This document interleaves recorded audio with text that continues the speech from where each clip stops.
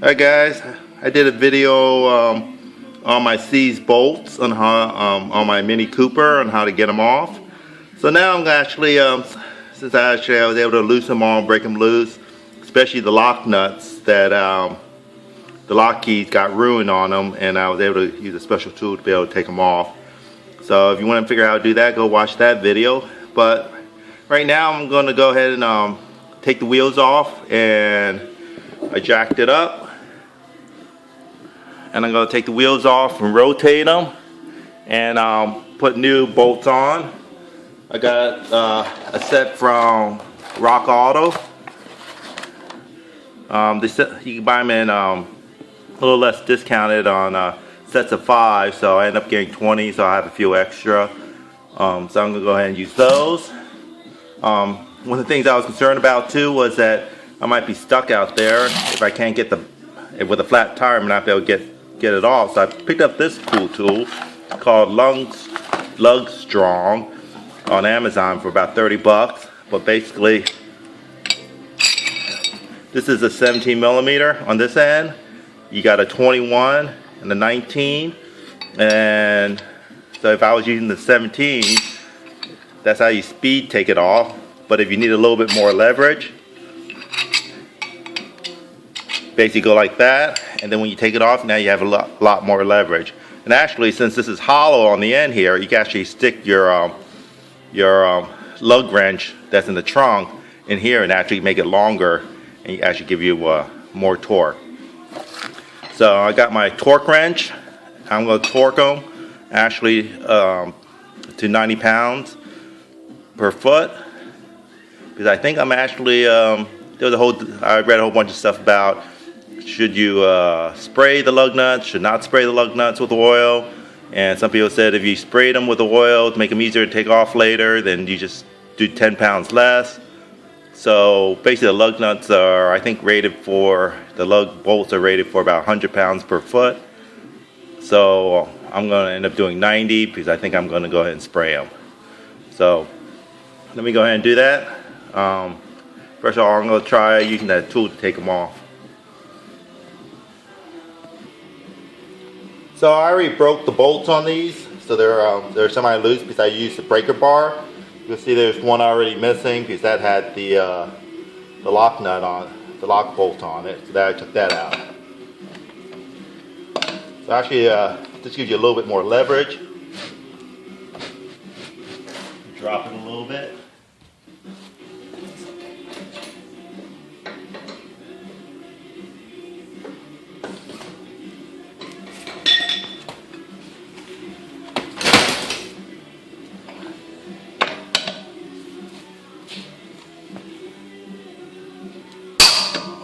There it goes. That one was still tight a little bit.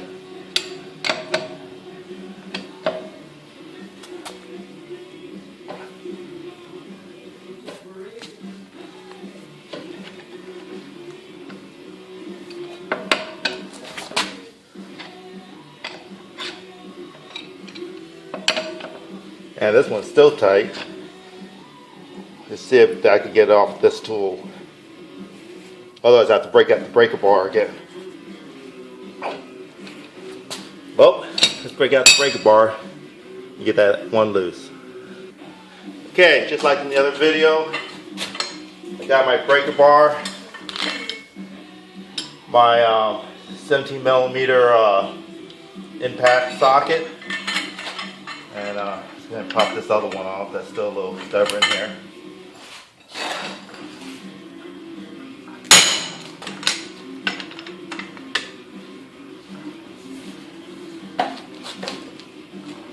There it goes. You hear that snap? You know it came loose. Let's try the ones in the back before I jack it back up. Same side, but in the back. Let's check these out.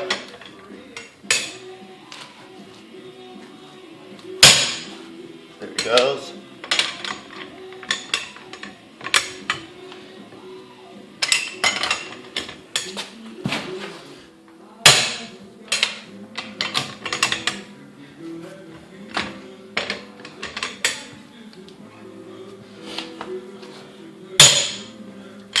This really wanted me to make sure spray the bolts and only do 90 pounds when I put the new ones on.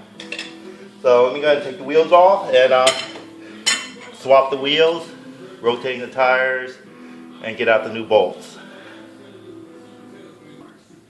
Okay, like stupid me, I bought these mud flaps on Amazon to put onto the Mini, and if you look at the ad on Amazon, it's some guys, the picture shows the guy flexing them like they're really flexible. Now, when you order them, they come right from China, and it has that yellow wrapping paper packaging that's iconic that something's been shipped from China.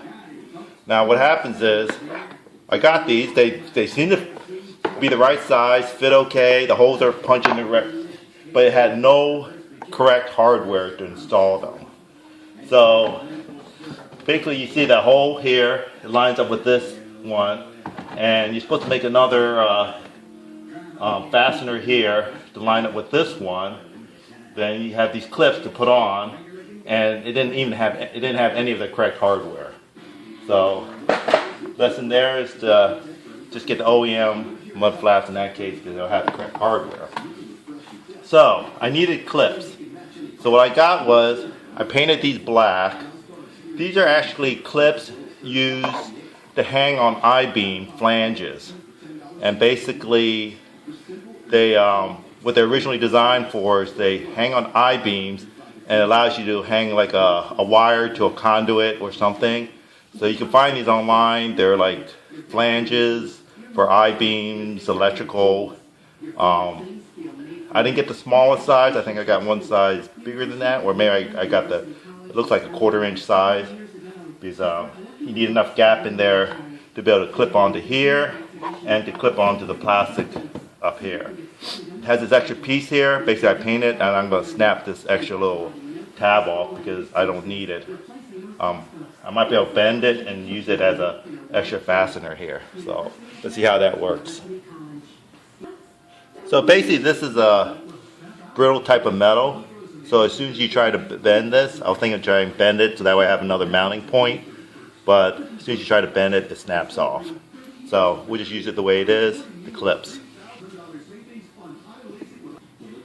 Okay, what I did here is I took out that trim off this inside one. Then basically stuck a screwdriver in there so that way it stays aligned. Got my fitting, took this point, poked a hole, and now that's where the other clip I got put in.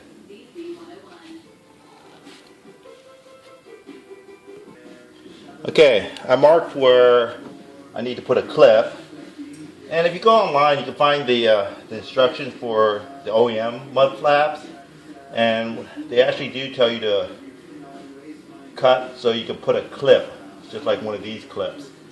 And I just went to Pep Boys and found whatever clip I could find. This one's kind of long, so you don't have to cut so far in. So I'll cut it so I can slip this in, and we'll be good to go. Okay, we can see, cut a little slot. I can put the clip on. Got this bolt. Should line up. Go in there.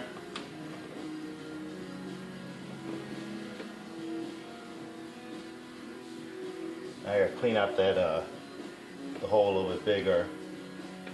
So I'll do that, and should be able to install it and put on those clips and put the other put this one back on and see how it looks. Well, what I had to do was I had to make the holes big enough so the bolts can go through, and this fastener can fit through. So just use a utility knife and just make them the size you need them to fit.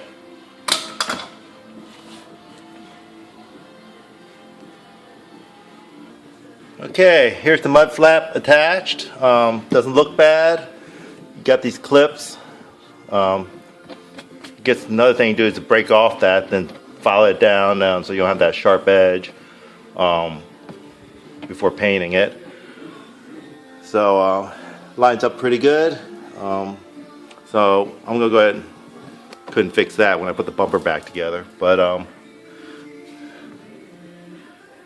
so I'm gonna go ahead and put the wheel back on and tackle the front mud flap.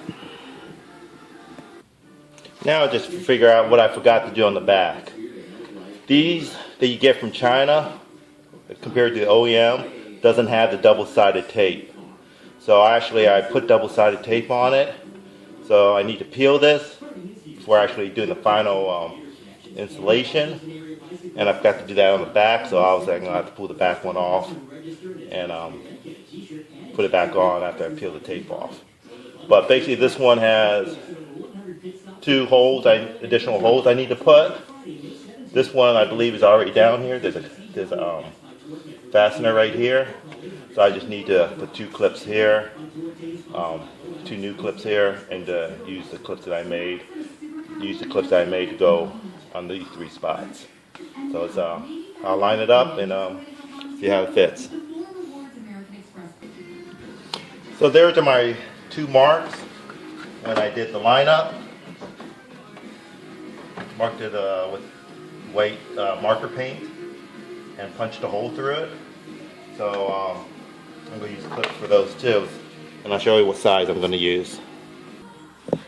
Okay, I think for the top one, I am using a screw that screws into like one of these, basically. I've also made different, maybe it's this one. But anyways, top one I'm using one that screws in. Bottom one I'm using that clip and the bolt, because this is about the right length, about an inch away, so I only have to cut that far in. This one I didn't have to cut it all, and so that should be able to fit just fine.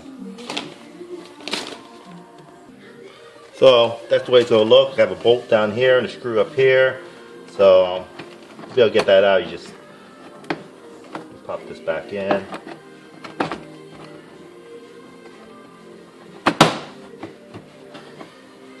So now I could just fit the mud flap back on. Use 3 of those clips and put the bottom fastener back in on the bottom here, and that should be it. Okay, I got the front mud flap on the passenger side. Got the 3 clips, 2 bolts, 1 screw, 1 bolt, and the clip on the bottom back in. So that's what it looks like. So I'm gonna put the wheel back on and use and torque it down, and I'll be done with one side. So here's that tool I showed you earlier. Nice and compact, and keep it in the trunk. Allows you to do speed on the bolts. Has a 17mm on one end. Still has a 21 and a 19.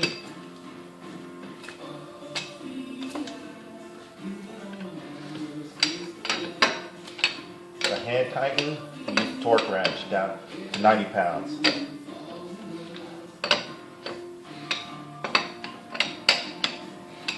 So I'm going to drop it a little bit so I can torque it down. So I got my torque wrench set at 90 pounds since I did 10 pounds less since I did boil them up.